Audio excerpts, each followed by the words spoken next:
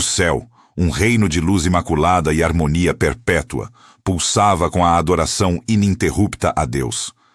Cada nota musical, cada raio de luz, cada anjo, tudo existia em perfeita sintonia, refletindo a glória do Criador. Neste cenário de esplendor inigualável, 2 arcanjos se destacavam acima dos demais. Miguel, o arcanjo leal e poderoso, era a personificação da devoção. Sua espada flamejante e seu escudo impenetrável serviam como símbolos de sua inabalável fé e serviço a Deus. Seu propósito era claro: honrar e proteger a vontade divina. Ao seu lado, ou talvez um passo à frente em brilho e beleza, estava Lúcifer, o anjo mais resplandecente, o favorito entre todos. Sua luz era tão intensa que ofuscava, sua voz, melodiosa, encantava, e sua inteligência, afiada, era um dom celestial. Lúcifer, no entanto, carregava consigo uma motivação sutilmente diferente de Miguel. Embora sua adoração a Deus fosse visível, em seu coração ardia um desejo crescente por reconhecimento, uma busca pela glória que, sem que ele percebesse, começava a se inclinar para a sua própria. Foi então que Deus revelou um novo plano, uma criação que não colocava Lúcifer no papel central que ele secretamente almejava. Uma nova forma de vida, concebida para um propósito que, aos olhos de Lúcifer, parecia diminuí-lo. Uma sombra fria e desconhecida começou a se estender sobre a alma do anjo de luz. A inveja, uma erva daninha silenciosa e corrosiva, germinou em seu coração, alimentada pelo orgulho ferido. Como poderia ele, o mais belo, o mais brilhante, ser preterido? Sussurros, antes impensáveis no reino da luz, começaram a ecoar por entre as hostes angelicais. Lúcifer, com sua voz persuasiva e sua inteligência afiada, plantava dúvidas, questionamentos sutis sobre a justiça e a sabedoria das decisões divinas. Ele não atacava abertamente, mas semeava a discórdia com insinuações, com ares de preocupação, com a promessa de uma verdade que só ele parecia vislumbrar. A semente da rebelião, invisível a muitos, começava a germinar, criando uma divisão silenciosa e insidiosa entre os anjos, antes unidos em perfeita harmonia. Miguel, com sua visão aguçada e seu coração puro, percebeu a mudança em Lúcifer. Aquele brilho antes divino agora parecia frio, calculista. Tentou alertá-lo, abordando-o com a lealdade de um irmão, mas foi ignorado. Lúcifer, agora consumido pela escuridão interna, via os avisos de Miguel como uma ameaça à sua iluminação recém-descoberta. A tensão crescia, e o céu, antes um santuário de paz, começou a sentir os primeiros tremores. Anjos se viram forçados a escolher um lado, uma decisão impensável que dilacerava laços e criava sofrimento. Famílias angelicais, unidas por éons, foram divididas pela sombra da discórdia. A lealdade, antes um conceito absoluto, era agora um campo de batalha. Lúcifer, agora transformado em Satanás, sua luz original maculada pela amargura, declarou abertamente sua rebelião. Sua voz, antes melodiosa, ressoava com a promessa de um novo reino, de liberdade e poder para aqueles que o seguissem, longe da tirania que ele alegava existir. Antes de continuarmos, inscreva-se no canal e diga-nos nos comentários de onde você está assistindo. Qual será a extensão da traição de Satanás e quem mais se juntará à sua causa neste conflito que ameaça rasgar o próprio tecido do céu? Satanás, com sua retórica ardente e promessas sedutoras de uma liberdade jamais conhecida, conseguiu cooptar 1/3 das hostes celestiais para sua causa.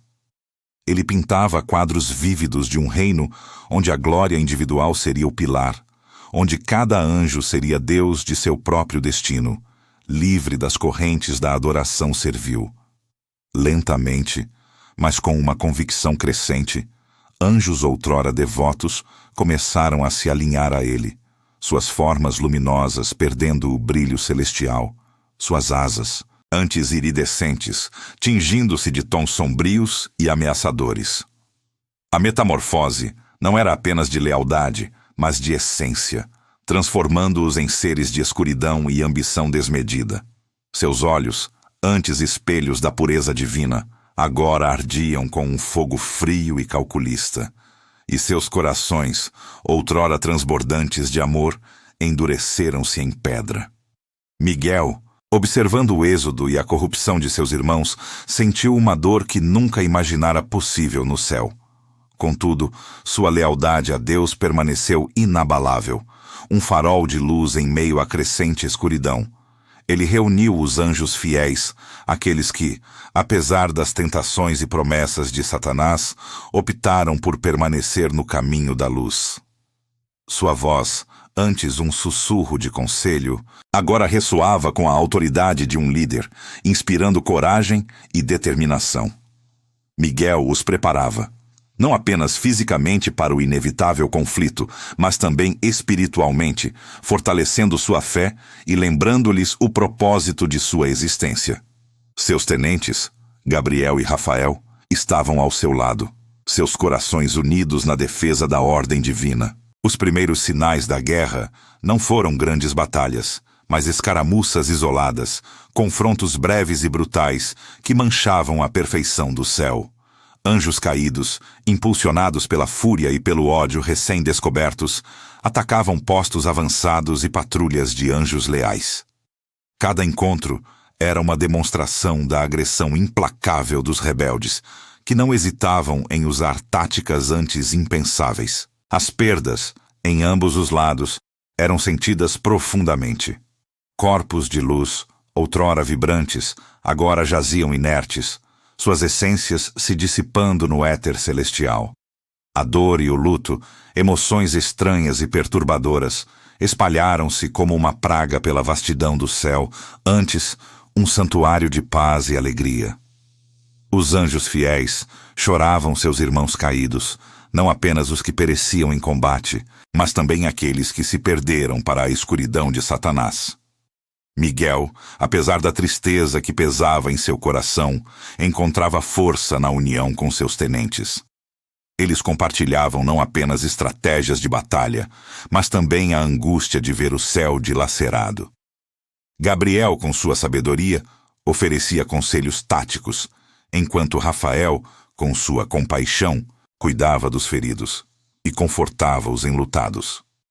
A camaradagem entre eles, forjada na adversidade, tornou-se um pilar de resistência.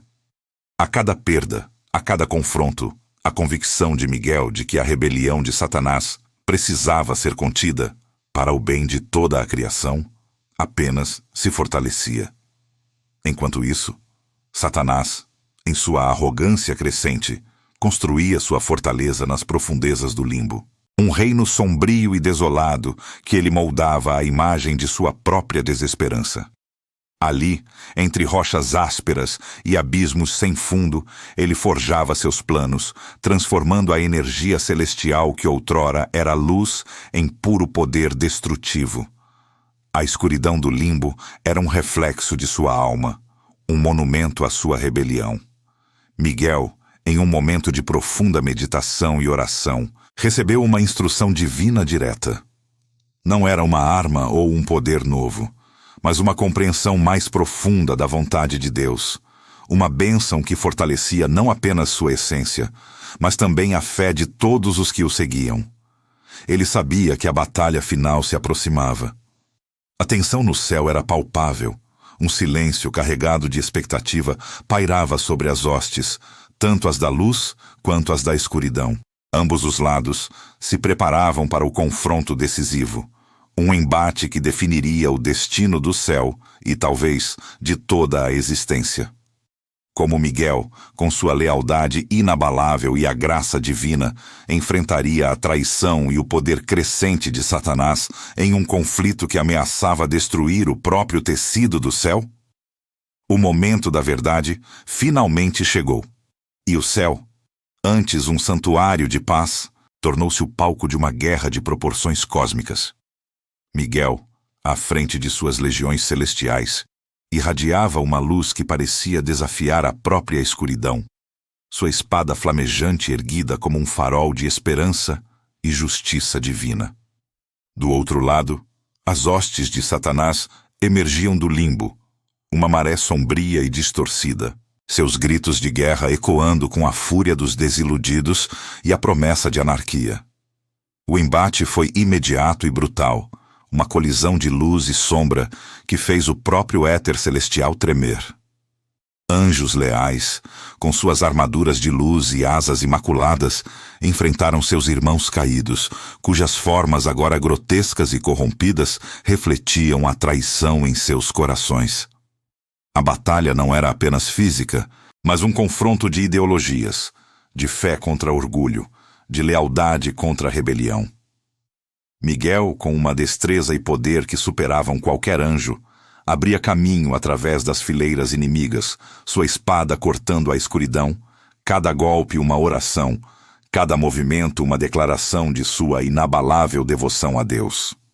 Ele se movia como um raio, protegendo os fracos e inspirando os corajosos, seu semblante sério, mas determinado.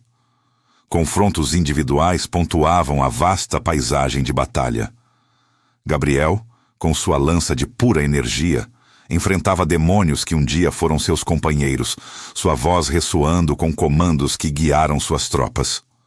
Rafael, o curador, agora empunhava um escudo de luz, defendendo os feridos enquanto lançava raios de energia purificadora contra os inimigos. A ferocidade dos caídos era implacável, impulsionada pelo ódio e pela amargura, mas a bravura dos anjos leais, alimentada pela fé, era uma força ainda maior.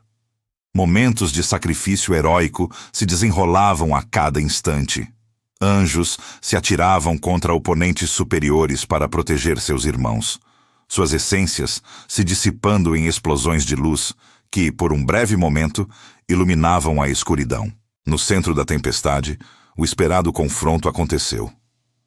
Miguel e Satanás se encontraram, seus olhares se cruzando em uma mistura de dor e ódio. Satanás, com sua forma imponente e seus olhos ardendo com uma chama infernal, atacou com uma fúria selvagem, seus golpes carregados com o poder de sua rebelião e a amargura de sua queda. Ele tentava quebrar a vontade de Miguel, sussurrando antigas lembranças de sua amizade, tentando semear a dúvida. Mas Miguel, fortalecido pela bênção divina e pela pureza de seu propósito, manteve-se firme. Sua espada flamejante encontrou a lâmina sombria de Satanás repetidas vezes. O choque de seus poderes, enviando ondas de energia por todo o céu. A batalha entre eles era épica, um balé mortal de luz e sombra, de fé e apostasia. Cada golpe de Miguel era impulsionado pela justiça e pela ordem divina, enquanto os ataques de Satanás eram alimentados pela inveja e pelo desejo de destruição.